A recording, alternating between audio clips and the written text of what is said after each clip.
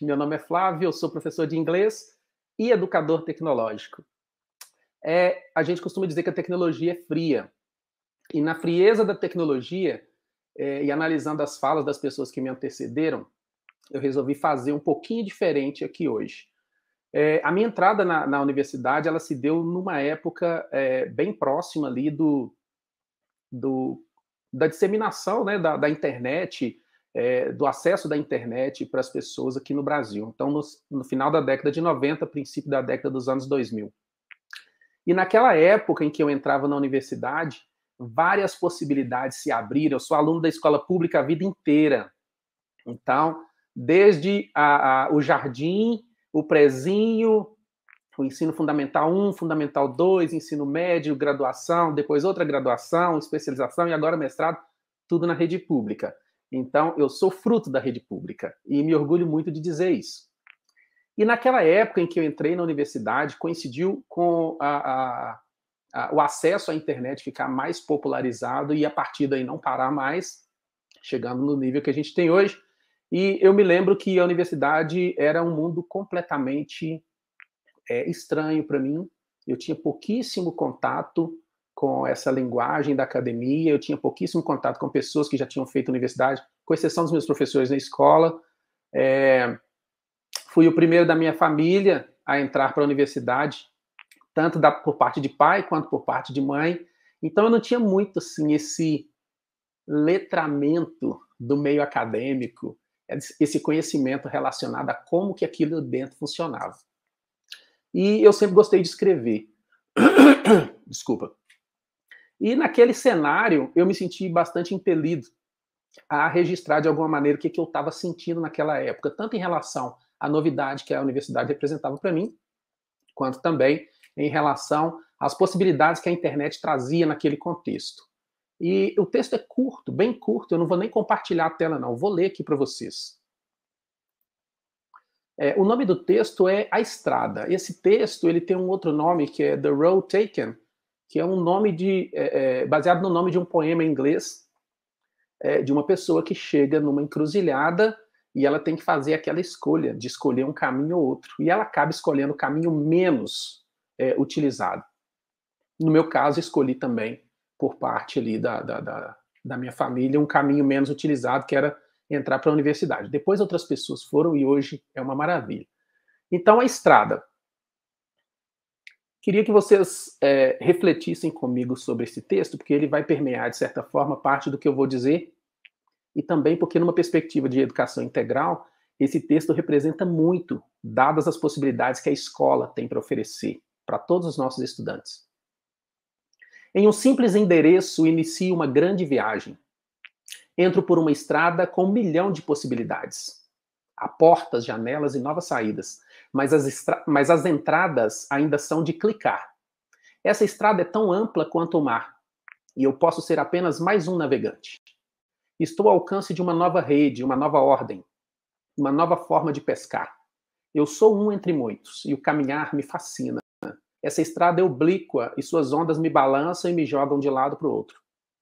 Cada vez que por ela ando, desenho um novo caminho. Não há mapas confiáveis para territórios inexplorados. Eu utilizo atalhos, mas sei que esta estrada tem várias faixas, várias bandas, e em cada uma a velocidade é bastante diferente. Assim como eu, há vários outros nessa estrada. Meu veículo é apenas mais um, e os outros caminhantes às vezes são correntes. Por ter mais recursos, talvez aquela pessoa ali do lado possa pular por cima dos outros. Mas nessa estrada tudo é volátil, até mesmo as nossas identidades. O mundo exterior é uma questão de viver, e nessa estrada a minha procura é por um pertencimento. Eu sou de ninguém e de lugar nenhum. O Jack ouviu e está latindo aqui para participar da live. Eu sou de ninguém e de lugar nenhum. Aqui no meu caminho a informação é necessária para não me perder. Há mais sites e livros disponíveis do que átomos no universo. No entanto, como em uma cidade, todos estão interligados. O que nos diferencia são os nossos endereços. Não tenho senso de orientação, mas a estrada que percorro, ela é autoinformativa e seus sinais são as palavras, todas mágicas, como portais. Assim, para não ser um alienado, sigo por essa estrada e me perco onde me acho. As palavras sempre me orientam, depois a própria estrada me orientará. A estrada que desafia é a mesma que determina. No princípio era uma estrada, e a estrada agora sou eu. Agora sou parte dessa estrada e ela é parte de mim.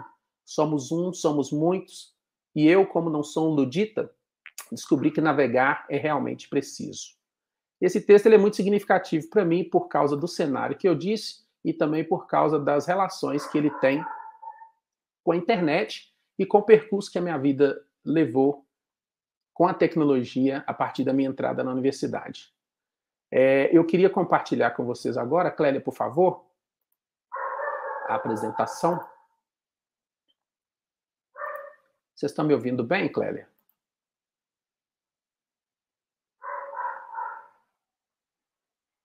Estamos te ouvindo muito bem.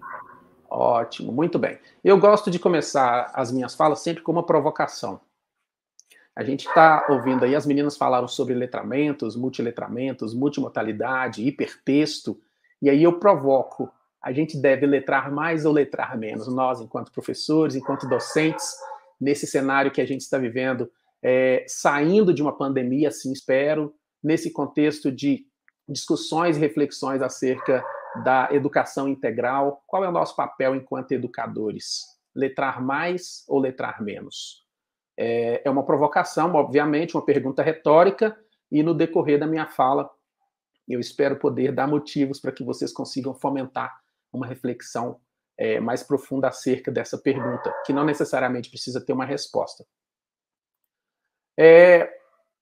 Inicialmente, quando a gente começa a pensar sobre a educação integral, a gente não pensa isso por conta própria, né? Há pessoas que pensaram antes de nós, há pessoas que refletiram, que estudaram, que pesquisaram, que desenvolveram conceitos, e de uma forma ou de outra isso acaba chegando na legislação e depois volta para a escola. Então, nas perspectivas das teorias, dos ensinamentos, das pesquisas sobre educação integral, a gente vai ver que há alguns conceitos bastante importantes e que praticamente, variando de autor para autor, eles vão se repetir. Vai tratar aí da formação em todas as dimensões do ser humano, da questão da educação sendo oferecida de uma maneira plena, vai falar do desenvolvimento de competências dos indivíduos que estão na escola, dos estudantes, desenvolvimento de competências para a vida, desenvolvimento da criatividade, da autonomia do sujeito. Os princípios da educação integral vão tratar também do conhecimento aplicado, né? O conhecimento significativo, a aprendizagem significativa, aprendizagem ativa por meio da inter-relação entre os conteúdos e entre as pessoas que fazem parte ali da comunidade escolar. Nos princípios da educação integrada, a gente vai encontrar também discussões acerca de currículo integrado e, tentando fazer uma conexão com o que as meninas disseram antes, a educação integral ela pode se beneficiar em muito também da questão dos multiletramentos. A professora Jaqueline falou com maestria sobre os multiletramentos, talvez eu fale uma coisinha ou outra aqui que vai ser repetida em relação ao que ela disse, mas vai fazer sentido dentro daquilo que eu trouxe. Atualmente a gente tem recebido bastante informações, materiais, discussões, participado de formações, a gente tem assistido lives, a gente tem lido livros, artigos, tratando da questão da BNCC enquanto documento orientador para a geração dos currículos, das redes públicas, das redes privadas e de tudo aquilo que tem a ver com as escolhas que as escolas vão fazer em relação ao que vai ser proposto aos estudantes. Nós temos, antes da BNCC falar das coisas relacionadas à educação integral, a Constituição de 88 e a própria LDB de 96 também já falavam, já trazia algumas coisas, sempre com essa perspectiva de que o lugar da escola seria o lugar de promover, ou desenvolver, ou de fomentar o pleno desenvolvimento da pessoa, o preparo para o exercício da cidadania, a formação de cidadãos críticos e pensantes, desenvolvidos, que possam desenvolver e alimentar a questão da autonomia. Isso já estava lá na Constituição de 88 e também na LDB.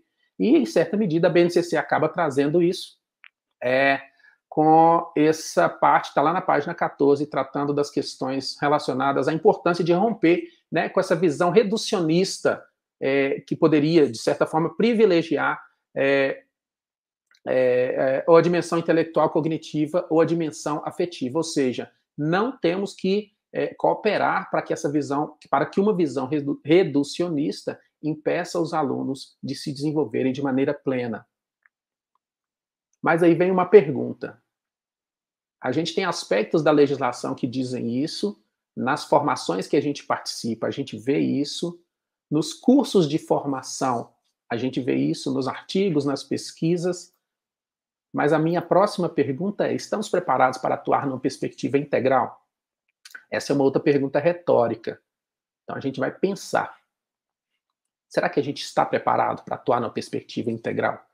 Se a gente estiver, é bom fazer uma reflexão sempre sobre como podemos melhorar esse processo, sempre pensando na integralidade da formação do sujeito.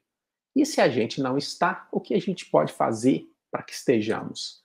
Quais são as provocações que um conceito de educação integral traz para nós, professores, que muitas vezes fomos formados na universidade num contexto bastante diferente do que a gente tem hoje? Então, é uma coisa importante para ser pensada. Bom, toda vez que a gente vai falar de letramento, e aí alguém pode dizer: Flávio, você vai mudar de conceito de educação integral para letramento? É porque o nome da live é Língua Portuguesa e Multiletramentos. Minha graduação é em língua inglesa, eu abandonei a formação complementar para a língua portuguesa, e as meninas já falaram bem demais sobre a questão da língua portuguesa. Então, os meus 20 centavos de contribuição aqui vão ser relacionados à questão dos letramentos, dos diversos tipos de letramento. E sempre que a gente vai falar de letramento, a gente precisa pensar na Magda Soares, que é uma professora aqui da nossa Universidade Federal, que atualmente está aposentada e é uma das pessoas que contribuiu bastante com suas pesquisas, com seus textos, com seus escritos, para desenvolver os conceitos de letramento que a gente utiliza. Então, praticamente todo concurso que você vai prestar, todo livro que você vai ler, todo artigo que trata das questões relacionadas a letramento, alfabetização, vocês vão ver lá a Magda Soares.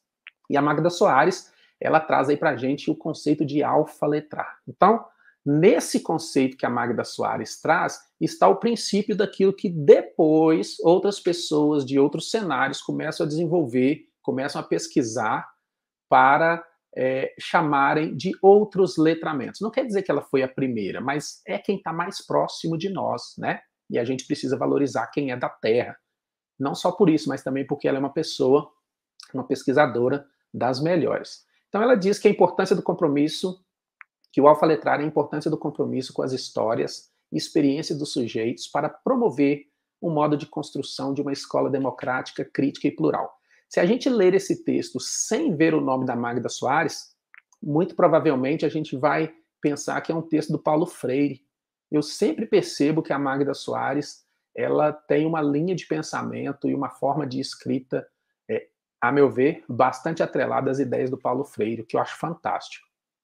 Bom, pensando nas questões de letramento, anterior aí ao pensamento da Magda Soares, anterior ao pensamento até mesmo do Paulo Freire, a gente tinha estabelecido na sociedade um modelo de letramento que era muito centrado na questão do tecnicismo e também na questão daquilo que era para o uso imediato, para o uso mecânico, né? Essa coisa do letramento funcional. Daí vem o termo, inclusive, analfabeto funcional. Esses três autores que estão descritos aí no slide, eles vão tratar desse assunto. Depois eu vou compartilhar esse material com vocês. Quem estiver interessado em se aprofundar no assunto vai ter oportunidade. Mas, inicialmente, o letramento funcional ele estaria atrelado a essa ideia, né? Aquele letramento está relacionado à conclusão dos primeiros 9 anos da escola formal, a pessoa seria letrada se ela possuísse certas habilidades para participar de algumas atividades práticas específicas, e também seriam atividades, as atividades do letramento funcional, ou as capacidades, habilidades do letramento funcional estariam atreladas a essa questão das atividades de sobrevivência. Quando Magda Soares, Paulo Freire, Roxane Rojo, Carla Coscarelli, Anelisa Ribeiro e outros autores começam a discutir as questões relacionadas a letramento, eles percebem que letramento vai muito além dessa questão funcional, tecnicista, de que a gente tem que estar na escola para aprender coisas relacionadas a uma profissão. Ser humano é muito mais do que ter uma profissão. Ser humano é estar em consonância com o nosso tempo, agindo plenamente de acordo com a necessidade do nosso tempo e com as nossas necessidades individuais também. Não é só ter uma profissão ou ser educado, ter um nível de educação compatível apenas com aquilo que eu vou exercer como meio de vida. Vai muito além disso. Pensando aí na questão do letramento, numa perspectiva mais freiriana, é importante entender que não há só um letramento. Já falei ali do letramento funcional. Existem vários tipos de letramento. Na minha opinião, assim, a partir dos textos que eu tenho lido, principalmente agora no segundo ano do mestrado, para mim, pessoalmente, letramento é como se fosse uma lente que vai mediar a nossa visão do mundo. É como se fossem meus óculos. Então, os letramentos aos quais eu tenho acesso, eles vão permitir que a minha visão da realidade, ou daquilo que a gente entende como realidade, possa ser mais profunda ou mais superficial, possa ser mais crítica ou mais cômoda. Vai depender aí do tipo de relacionamento que a gente tem com o mundo através dessa lente. Então, numa perspectiva freiriana, a gente poderia entender que letramento também tem a ver com essa questão da dimensão social das coisas que a gente faz e da maneira como a gente se relaciona, né? Então tem uma necessidade, a gente tem uma necessidade na sociedade de ir muito além do que aquilo que está atrelado ao mundo da escola. Mas se a escola não fizer parte de um processo, se a escola não elaborar um processo de formação compatível com as nossas necessidades, com os nossos anseios, para além das nossas profissões, nossos anseios como sujeito, como cidadão, como pessoa, as coisas vão ficar um pouco mais complicadas. Então, o Paulo Freire tem aquela frase, né? O letramento do mundo precede a leitura da palavra. E é realmente isso. Antes da gente entrar na escola, a gente já sabe muita coisa. Há pessoas que são alfabetizadas já na fase adulta. E nem por isso elas deixam de ter uma perspectiva em relação à vida, porque a escola faltou para elas numa determinada fase da vida delas. Então é preciso entender que a escola é uma das várias agências de letramento da sociedade, mas não é a única. Ela é a mais importante. Essa, inclusive, é a fala da professora Angela Kleiman, da Unicamp, se não me engano. A escola não é a única agência de letramento da sociedade. Ela é a mais importante, mas não é a única. E, avançando um pouquinho, pensando aí, está aí a frase do Paulo Freire, a leitura do mundo precede a leitura da palavra. É importante a gente entender o conceito de multiletramentos que a professora Jaqueline trouxe com tanta sabedoria.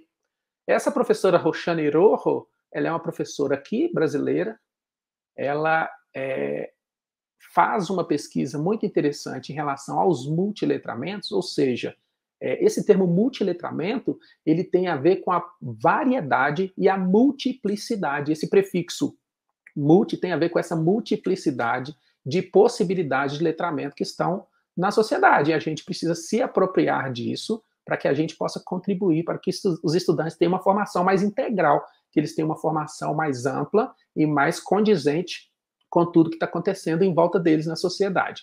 Mas esse termo, multiletramento, ele nasce, a princípio, em meados da década de 90, com alguns pesquisadores lá da região chamada de Nova Londres, lá nos Estados Unidos, no estado de, se não me engano, Connecticut, que é um estado para cima de Nova York, e eles estavam fazendo uma pesquisa, e na pesquisa eles perceberam algumas características de situações ainda não descritas na literatura, e resolveram dar o nome de multiletramentos, porque pela visão deles, as descobertas, as análises, as percepções deles indicavam que, para além do letramento relacionado às questões escolares, para além do letramento relacionado às questões da alfabetização, haviam várias outras coisas acontecendo e era importante que essa pesquisa fosse feita para que as pessoas pudessem ter acesso a mais informações relacionadas a isso. Então, esse termo multiletramento, ele diz respeito também a uma questão muito séria, que é a questão da multiculturalidade. Porque naquela época, na década de 90, falava-se muito da questão de que a sociedade estava globalizada, e que tudo era mundo global, economia globalizada, mas algumas coisas precisavam ser ditas também em relação àquilo que acontecia fora da economia, fora da política, no dia a dia dos sujeitos. Então, a multiculturalidade tinha a ver também com a possibilidade da inter-relação das diversas culturas, e quando a gente diz culturas, não quer dizer culturas de países diferentes, não. Tem a ver com a cultura escolar, a cultura familiar, a cultura local, e como essas culturas estão interrelacionadas dentro da escola, porque a gente sabe que as escolas, em suas turmas, as turmas não são homogêneas. Há uma heterogeneidade em função dos vários aspectos multiculturais que os sujeitos dessas escolas têm. A pedagogia dos multiletramentos, né, que é o nome que deram lá para esses estudos do grupo de Nova Londres, ela acaba delegando para a escola a função de explorar os elementos que emergem da sociedade. E um desses elementos é a diversidade cultural na sala de aula, dentre vários outros. Então, a pedagogia dos multiletramentos, ela privilegia a consideração no modo de trabalho das questões relacionadas à multiculturalidade, à multimodalidade, que é aprender de modos diferentes. A professora Jaqueline falou sobre isso. Tem a questão do áudio, tem a questão do texto impresso, tem o texto na tela, tem a questão de aprender com o próprio corpo, né? Então, são várias possibilidades.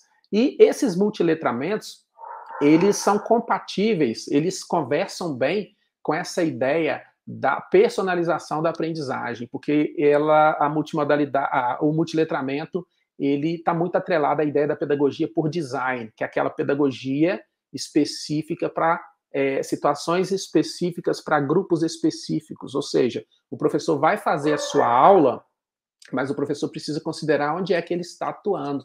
A aula que o professor dá, por exemplo, na Regional Eldorado, ela não necessariamente vai ser igual à aula que ele dá na Regional Sede ou na Regional Petrolândia, porque os sujeitos são diferentes, as comunidades são diferentes e os aspectos multiculturais desses espaços também são diferentes. Então, aqui no Brasil, a gente teria aí Roxane Rojo para tratar dessas questões. Tem um outro pesquisador também muito importante, esse não é brasileiro, que é o Brian Street.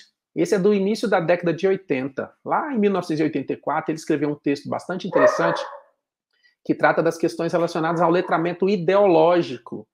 E esse letramento ideológico ele tem a ver com as práticas sociais concretas. O que isso tem a ver com a escola? A escola é um local onde as práticas sociais se realizam através das inter-relações das pessoas que estão nesse espaço. Então, a ancoragem ideológica ela é essencial para que fatores culturais, políticos, econômicos possam ser bem estabelecidos numa determinada comunidade.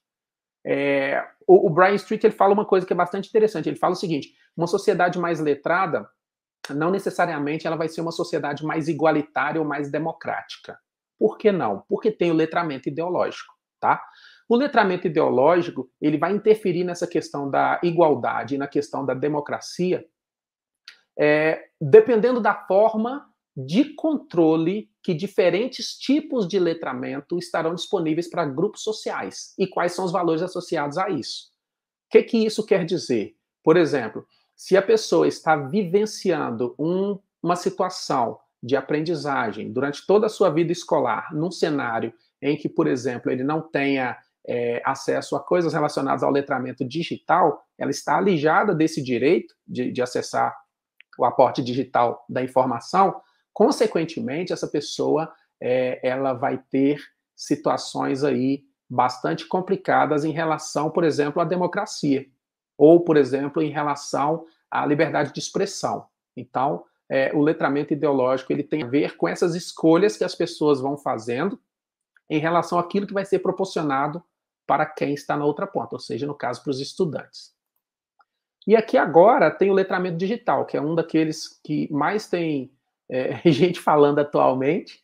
Aqui em Minas a gente tem a Carla Coscarelli, professora Carla da UFMG, temos também a professora Anelisa Ribeiro do Cefet, que são duas pessoas fantásticas, duas pesquisadoras do mais alto nível que estão sempre tratando de assuntos relacionados ao letramento digital. Nas lives que eu faço lá no meu canal, eu costumo sempre indicar livros. Então, eu vou colocar depois para vocês essa apresentação disponível. Tem esse livro, Letramentos Digitais.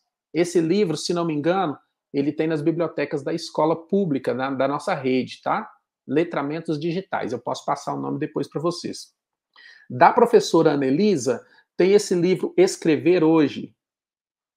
Esse livro fala sobre palavra, imagem e tecnologias digitais na escola. E tem um outro livro, que é esse aqui, Linguagem Online, Teoria, Textos e Práticas Digitais, que tem a ver com a investigação do impacto do mundo online sobre os estudos da linguagem. E há vários outros textos interessantes, importantes, que eu recomendo que todo professor, que toda professora leia, porque a gente está sendo engolido por essa questão tecnológica e a gente precisa se preparar para isso, porque não tem volta, né? Tecnologia não é solução para tudo, pelo contrário, pode até ser problema, mas a gente tem que estar preparado para tratar desses assuntos. A Carla Coscarelli, ela recupera lá dos conceitos trazidos pela Magda Soares sobre letramento, no letramento digital, ela recupera alguns termos, como, por exemplo, práticas sociais de leitura.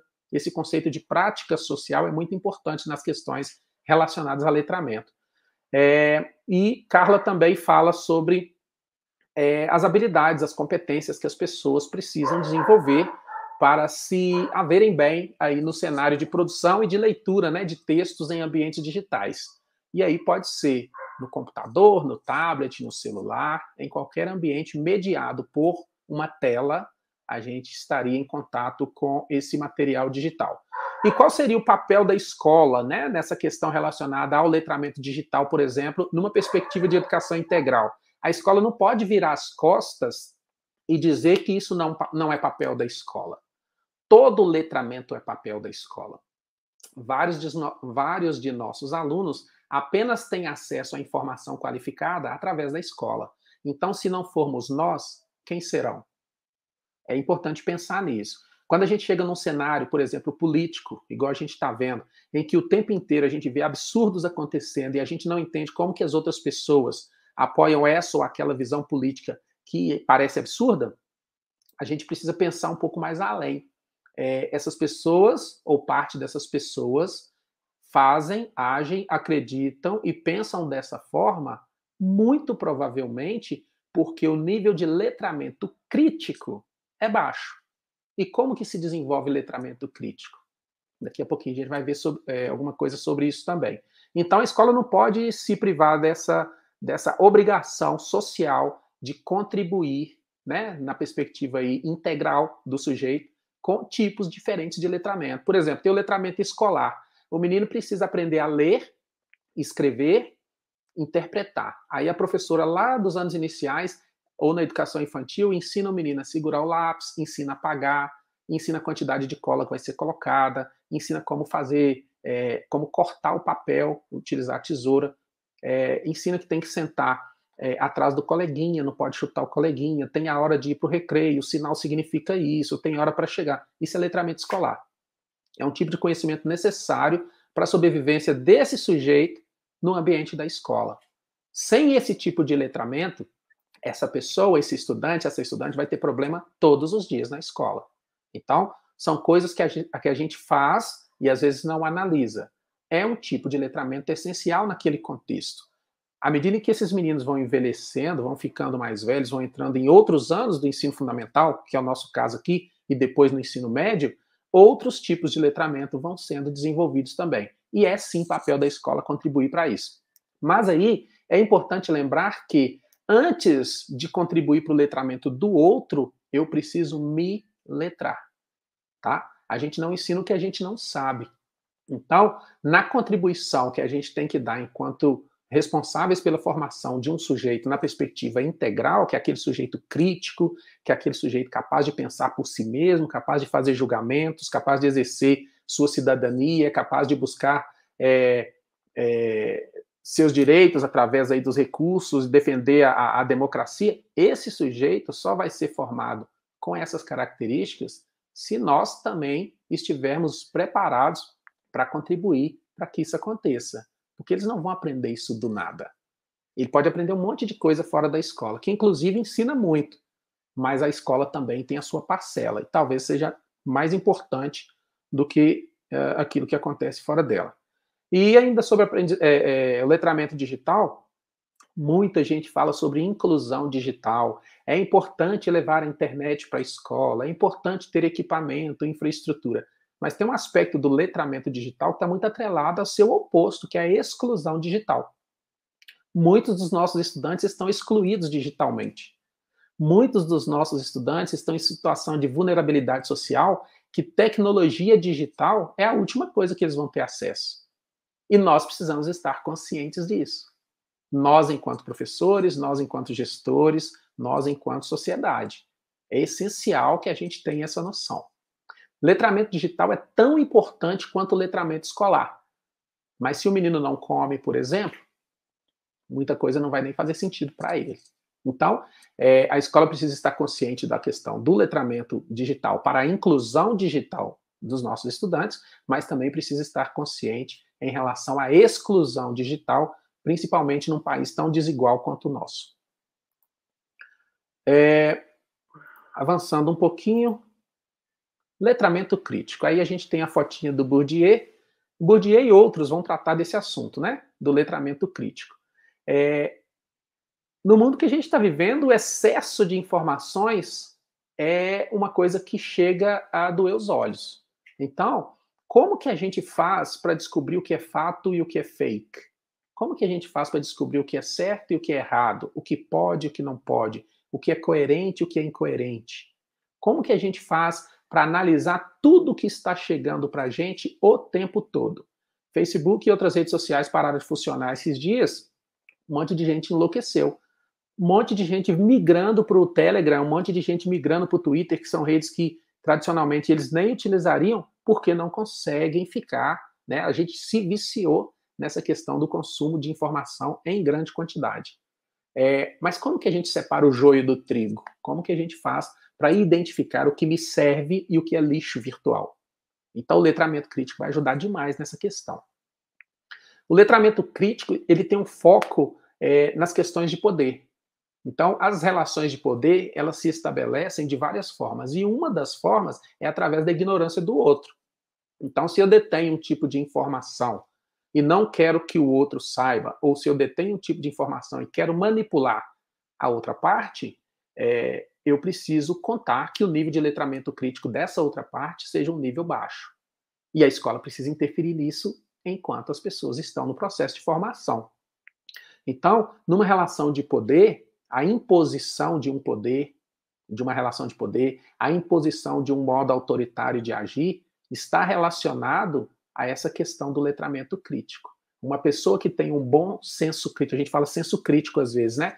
Uma pessoa que tem um bom nível de letramento crítico, que consegue fazer análises, que consegue pensar, refletir sobre as situações que vivencia, sobre aquilo que está à sua volta com qualidade, essa pessoa ela vai refletir, vai promover uma transformação nas suas ações e, consequentemente, pode e até deve se revoltar contra uma relação de poder que é abusiva, por exemplo. Né?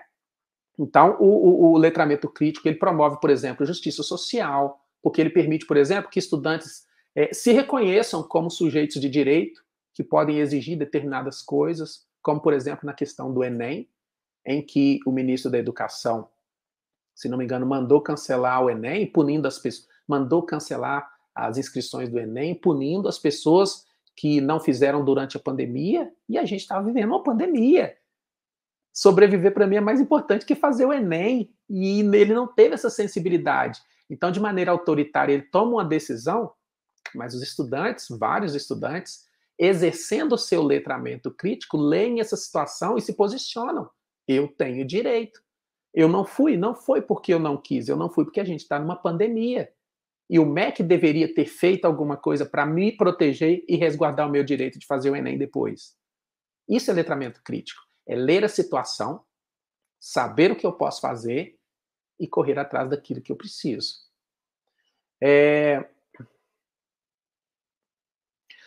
O letramento crítico também, e aí a gente vai trabalhar muito a questão da língua portuguesa, as relações de poder, elas se estabelecem muito através do discurso, né? E esse discurso ele pode vir de várias formas, mas na grande maioria das vezes o discurso se estabelece através da língua, através da fala, através da lei, através de uma reportagem, de um documentário, através de uma determinação, de uma ordem, e a gente precisa aprender a interpretar. Aprender a interpretar é exercer o letramento crítico. Aprender a interpretar é entender que não existe uma verdade única, mas existem pontos de vista diferentes. E nessa existência de diversos pontos de vista, as pessoas vão interpretar de formas diferentes também. Né? Então, a construção do sentido daquilo que chega para nós, quando é mediado por um letramento crítico bacana, ela vai permitir que eu consiga exercer minha cidadania com mais propriedade. Então, o letramento crítico é essencial.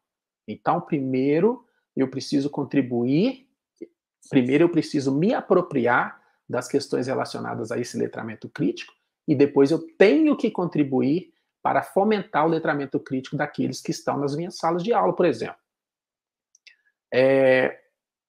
Deixa eu evoluir aqui um pouquinho. Por exemplo, um professor que não sabe identificar o que é fake news e o que é realidade, como que ele vai ensinar isso para os estudantes? E todo tempo a gente está recebendo isso, é no WhatsApp, é no Facebook. Agora eles ligam também, mandam SMS, né? Então, a fake news, ela só tem força porque o nível de letramento crítico da sociedade precisa ser melhorado. Se a gente tivesse um nível de letramento crítico num nível satisfatório, fake news provavelmente não seria o que é o risco à democracia, o risco à saúde das pessoas, o risco à vida das pessoas, né? Como a gente tem percebido.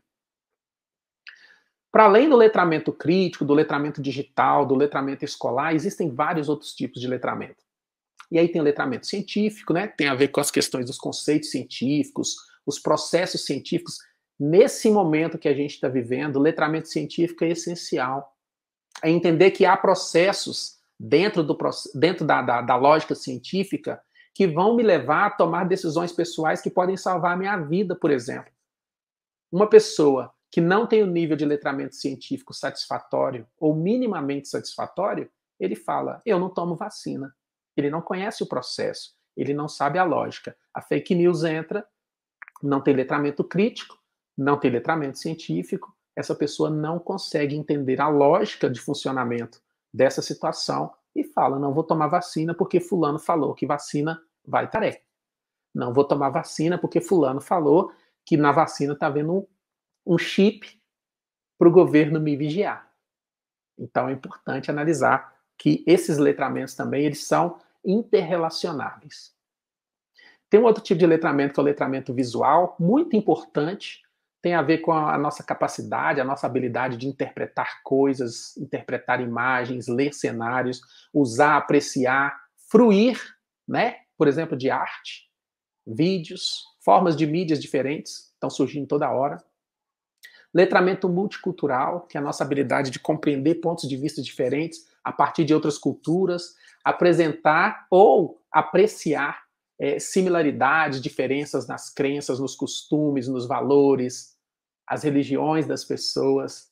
Uma pessoa que tem um nível de letramento multicultural alto, normalmente ele não é uma pessoa fanático-religiosa que não respeita a religião do outro. Normalmente é o contrário. Se tem um nível de letramento multicultural satisfatório, essa pessoa ela é muito mais aberta a ouvir quem pensa diferente, quem tem uma crença diferente, um costume diferente, um valor diferente, com mais tranquilidade. Bom, dentro dessas possibilidades que eu falei, esses tipos de letramento que eu falei, tudo isso acontece na escola o tempo inteiro. A gente precisa estar cientes de que há tipos diferentes de letramentos, eles são múltiplos, não são apenas esses que eu trouxe alguns, coloquei no slide aí para vocês processando, porque toda hora a gente pode perceber outras possibilidades. Se vocês fizerem uma pesquisa na internet, vocês vão encontrar vários outros tipos de letramentos, e naquela ideia de que a gente precisa, dentro daquilo que é o valor social da escola, contribuir para uma aprendizagem que forneça para os estudantes possibilidades, que fomente, que alimente possibilidades de melhorar a leitura de mundo, a leitura da realidade, a relação dessas pessoas umas com as outras e também com aqueles que estão fora da escola, a percepção de que o mundo não tem uma verdade única, a percepção de que a nossa cultura não é a única, a nossa crença não é a única, a percepção de que nem tudo que chega para a gente escrito numa formatação bonitinha é verdade. Tudo isso é atrelado a essa questão dos letramentos. Então é importante que nós, enquanto escola, é importante que nós, enquanto professores, professoras, estejamos sempre atentos ao nosso papel, que está muito além de ensinar ou de trabalhar as coisas relacionadas ao componente curricular para o qual a gente passou no concurso. Eu sou professor de língua inglesa. Dentro da aula de língua inglesa, eu posso trabalhar letramento crítico e letramento multicultural. Vou dar um exemplo. As grandes editoras, as editoras de livro didático, normalmente são estrangeiras. E aí elas nos colonizam com seus materiais didáticos, onde todas as famílias são brancas, todo mundo tem o olho azul, onde todo mundo é rico, onde todo mundo tem carro, onde todo mundo tem casa. As mesas, as situações de alimentação que são mostradas nos livros didáticos de língua inglesa são sempre mesas fartas. E isso cria para os nossos estudantes a sensação de que aquilo ali é que é bom, aquilo ali é que é perfeito. É lógico que a mesa farta é perfeito e é bom. É lógico que ter uma casa é perfeito e é bom. Mas não é a realidade que está representada ali. Isso é usar letramento crítico. Entender que tem pessoas que são diferentes daqueles que estão no livro, que tem gente que não tem olho azul, e eu não tenho olho azul. Entender que tem gente que não tem aquele cabelo corrido, entender que tem gente que não se veste daquele jeito, entender que tem pessoas que não se comportam daquela maneira, que está demonstrada ali no livro, e isso é exercer o letramento crítico, é exercer o letramento multicultural, é perceber que o mundo é múltiplo, e é papel da escola mostrar essas diferenças para os estudantes, porque as editoras elas querem vender, elas criam um livro lá na Inglaterra, lá em Oxford, e manda esse livro para o mundo inteiro, distribui para o mundo inteiro, e a gente consome aqui, ó, consome, muitas das vezes calado. O Mário de Andrade, lá na Semana de Arte Moderna de 1922, falava da antropofagia, a importância da gente receber as coisas que vêm de fora, consumir as coisas que vêm de fora, mas ficar com o que presta e dispensar aquilo que não presta. Então a gente tem que ter essa criticidade.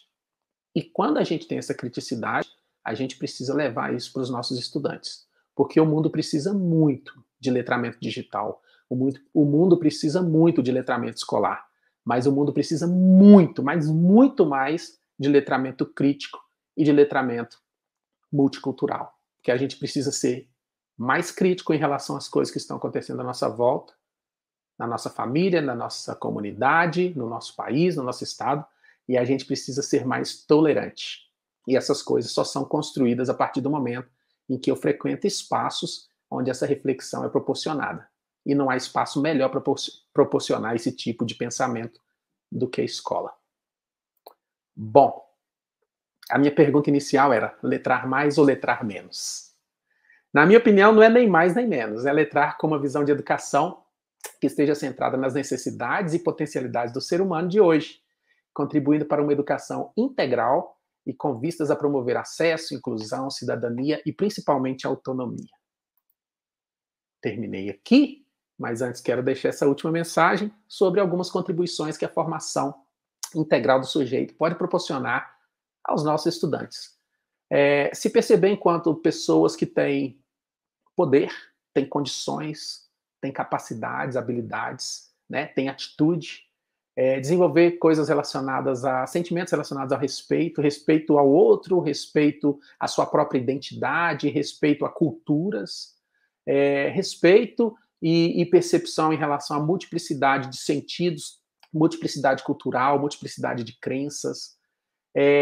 Esses sujeitos podem se beneficiar sendo agentes transformadores da sociedade, da família, da própria casa, às vezes, né? Precisam ser sujeitos críticos, e essa contribuição vem, para exercer sua cidadania plena e para que possam também impactar na maneira como eles leem o mundo.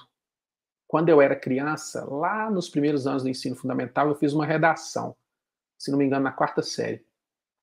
E nessa redação, a professora guardou, e quando eu fui me formar na universidade, eu levei o convite de formatura para a professora, e ela tinha minha redação guardada, e ela me deu essa redação, e eu tenho até hoje. Lá nessa redação falava assim, ó, o meu sonho é ser como uma formiguinha, poder sair por aí sem rumo, poder visitar todos os países do mundo, que eu imaginava que as formigas entravam aqui e saíam lá em outro país, e poder frequentar espaços onde eu não ia, onde eu não vou atualmente. A ideia era mais ou menos essa. Várias pessoas às vezes pensam, para que o menino, por exemplo, vai ter inglês na escola, nunca vai viajar para os Estados Unidos? Para que o menino vai aprender química, nunca vai virar um cientista?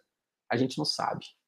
A gente precisa abrir as portas. E na formação integral do sujeito, você não determina o destino desse sujeito. Pelo contrário, você abre portas para aquilo que ele quiser ser, para aquilo que ele puder ser e para aquilo que ele tiver oportunidade de ser.